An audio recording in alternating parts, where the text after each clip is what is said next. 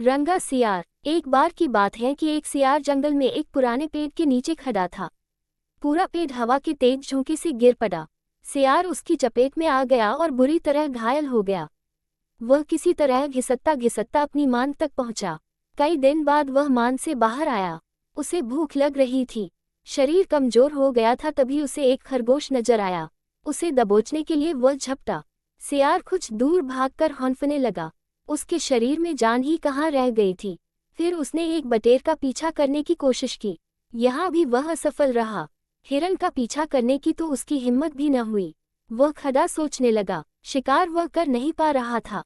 भूखों मरने की नौबत आए ही समझो। क्या किया जाए। वह इधर उधर घूमने लगा पर कहीं कोई मरा जानवर नहीं मिला। घूमता घूमता वह एक बस्ती में आ गया। उसने सोचा शायद कोई मुर्गी या उसका बच्चा हाथ लग जाए। सो वह इधर उधर गलियों में घूमने लगा। तभी कुत्ते भान भान करते उसके पीछे पड़ गए। सियार को जान बचाने के लिए भागना पड़ा। गलियों में घुसकर उनको छकाने की कोशिश करने लगा पर कुत्ते तो कस्बे की गली गली से परिचित थे। सियार के पीछे पड़े कुत्तों की टोली बती जा रही थी और सियार के कमजोर शरीर का बल समाप्त होता जा रहा था। सियार भागता हुआ रंगरेजों की बस्ती में आ पहुंचा था। वहां उसे एक घर के सामने एक बड़ा ड्रम नजर आया। वह जान बचाने के लिए उसी ड्रम में कूद पड़ा। ड्रम में रंगरेज ने कपड़े रंगने के लिए रंग घोल रखा था। कुत्तों का टोला भौंकता चला गया। सियार सांस रोककर रंग में डूबा रहा। वह केवल सांस लेने के लिए अपनी थूथनी बाहर निकालता। जब उसे पूरा यकीन हो गया कि अब कोई खतरा नहीं है तो वह बाहर निकला। वह रंग में भीग चुका था। जंगल में पहुंचकर उसने देखा कि उसके शरीर का सारा रंग हरा हो गया है। उस ड्रम में रंगरेज ने हरा रंग घोल रखा था। उसके हरे रंग को जो भी जंगली जीव देखता वह भयभीत हो जाता। उनको खौफ से कांपते देखकर रंगे सियार के दुष्ट दिमाग में एक योजना आई। रंगे सियार ने डरकर भागते जीवों को आवाज दी, भाइयों भागो मत, मेरी बात सुनो। उसकी बात सुनकर सभी जानवर भागते जानवर ठिठके। उनके ठिठकने का रंगे सियार ने फायदा उठाया और बोला, देखो देखो मेरा रंग। ऐसा रंग किसी जानवर का धरती पर है नहीं न। मतलब समझो, भगवान ने मुझे ये खास रंग तुम्हारे पास भेजा है।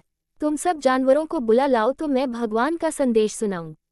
उसकी बातों का सब पर गहरा प्रभाव पड़ा। वे जाकर जंगल के दूसरे सभी जानवरों को बुलाकर लाए। जब सब आ गए तो रंगा सियार एक ऊंचे पत्थर पर चका बोला, वन्य प्राणियों, प्रजापति ब्रह्मा ने मुझे खुद अपने हाथों से इस अलौकिक रंग का प्राणी बनाकर कहा कि संसार में जानवरों का कोई शासक नहीं है। तुम्हें जाकर जानवरों का राजा बनकर उनका कल्याण करना है। तुम्हारा नाम सम्राट ककुदुम होगा। तीनों लोकों के वन्य जीव तुम्हारी प्रजा होंगे। अब तुम लोग अनाथ नहीं रहे। मेरी छत्र छाया में निर्भय होकर रहो। सभी जानवर वैसे ही सियार के अजीब रंग से चकराए हुए थे। उसकी बातों ने तो जादू का काम किया। शेर, बाघ व चीते की भी ऊपर की सांस ऊपर और नीचे की सांस नीचे रह गई। उसकी बात काटने की किसी में हिम्मत न हुई। देखते ही देखते सारे जानवर उसके चरणों में लौटने लगे और एक स्वर में बोले, हे ब्रह्मा के दूत, प्राणियों में श्रेष्ठ ककुदुम, हम आपको अपना सम्राट स्वीकार करते हैं।